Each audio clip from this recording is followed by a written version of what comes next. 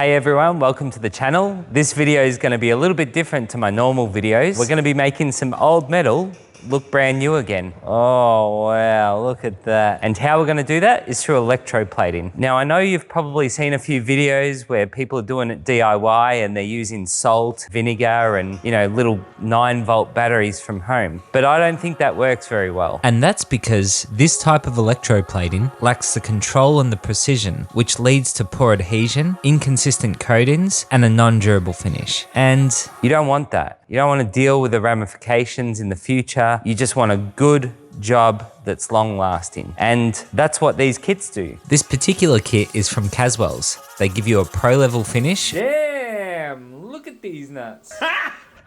Got him! Without breaking the bank. They're easy to use and have great support if you need it. And no, this isn't a sponsored plug. I'm just genuinely impressed. I even had the guy who sold me the kit come out here and talk me through it before I'm doing it now. So yeah, that's pretty cool. Let's not waste any more time. Let's save the vinegar and the salt for lunches. Let me show you how it works. All right, some of you will already know what we'll be electroplating today. But for those who don't, I've recently started restoring a Supra I've owned for 10 years. We've pulled the suspension apart, stripped everything down, and now the last thing left to restore is the hardware.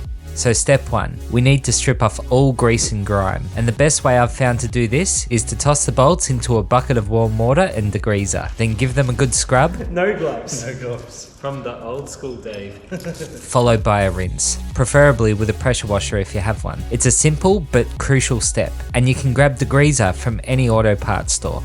The next step is to get the bolts back to bare metal. I'm using a mix of water and around 10% hydrochloric acid, which you can find at any hardware store. Make sure to wear gloves and work in a well-ventilated area. The acid will remove any rust and old coating, ensuring the surface is clean so the new plating bonds properly and doesn't flake off later. Let the parts soak for about 2 to 5 minutes, then rinse them thoroughly with water to neutralize the acid.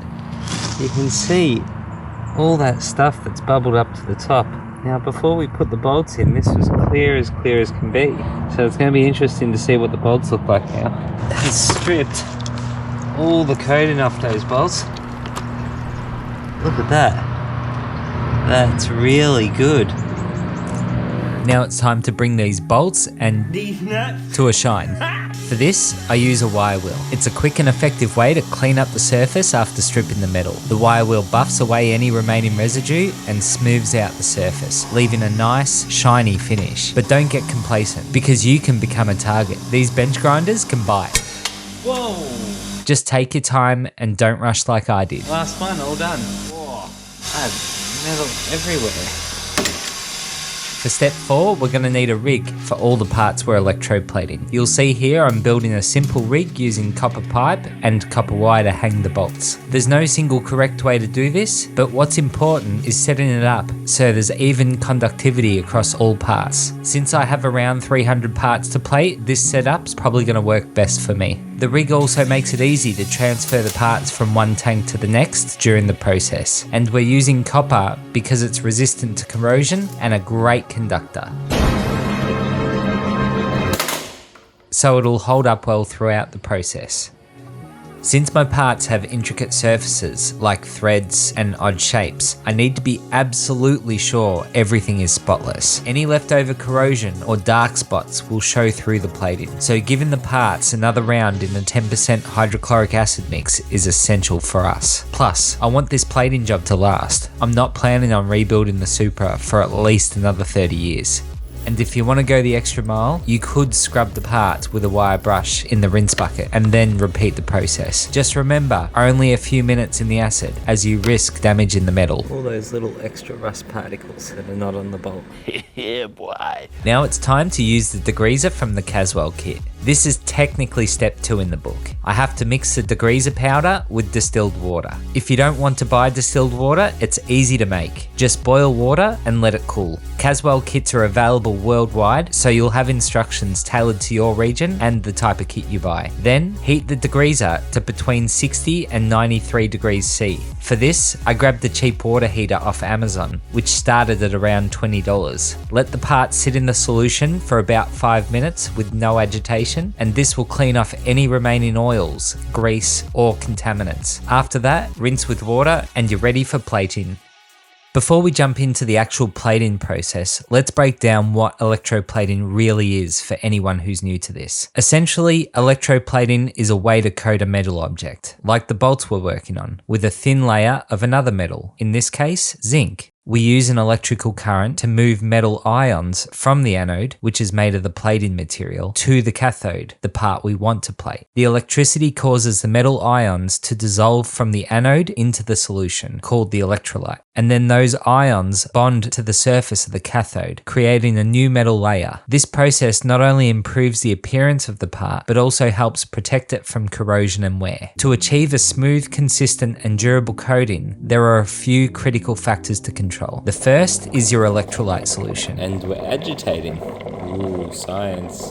For this zinc plating process, I'm mixing 3 parts into distilled water. First, the salts, which dissolve into the water to help create an even flow of electricity between the parts. Next, we add a solution containing zinc ions. This will form the main layer of our coating, as it pre-populates the solution with metal ions ready to bond. Finally, we add the brightener, and as the name suggests, it's what gives your parts that shiny, polished finish. Now, it's important to note that these Caswell kits aren't just DIY solutions. They are actually commercially used products, made available to us for professional grade results, so you know you're going to get a high quality finish.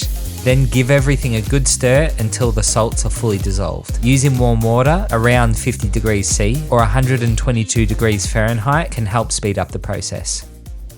In electroplating, the power supply is critical because it controls the flow of current between the anode and the cathode. The amount of current, measured in amps, determines how quickly the plating process happens and how thick the coating will be, both of which directly impact the final quality. If the amps are too high, the plating can become rough, uneven, and might not stick well, resulting in a poor finish. On the other hand, if the amps are too low, the plating will be too thin, leaving you with a weak and uneven coating. So how do you avoid this? To get the current right, we need to calculate the surface area of the parts. Now, the simplest way to get close enough is to measure the length of the bolt and multiply it by its circumference. This method will be more than fine for most plating jobs. But for all you math nerds out there, here's the full equation to really sink your teeth into. Feel free to chew on this for a while and let me know if I've made an error.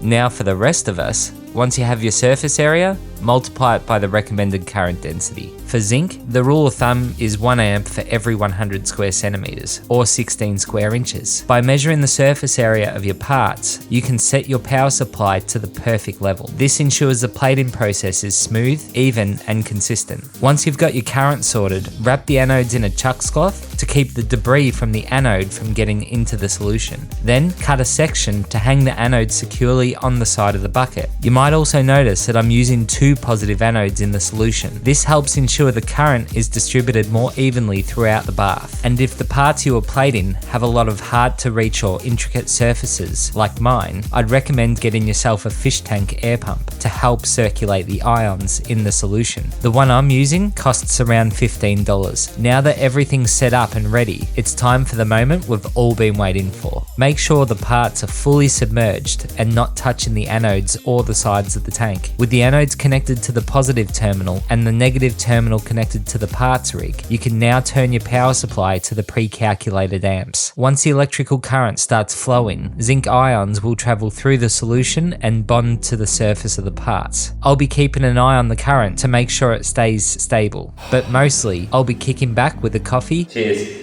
And hopefully reaping the rewards of all this hard work. Depending on the thickness you're aiming for, it can take anywhere from 20 minutes to an hour. For my project, I'll be leaving the parts in for around 40 minutes before moving to the final step, which is going to give these parts an awesome finish. And we're done. Check that out. Oh wow, look at that. They look brilliant. After plating, give them a quick rinse and we are on to the final step. I'm giving the parts a quick 3-second dip in Chromate, which is optional. It helps penetrate and seal the zinc layer, giving it that shiny metal look, which could be buffed to a high shine. Wow. But I'm happy with how it looks now. Check it out, before and after. Not bad. Here's the difference between just zinc plated and the Chromate. Pretty cool, eh? Thanks for watching, and if you liked this video and thought it was helpful, let me know in the comments and I'll reply. See ya.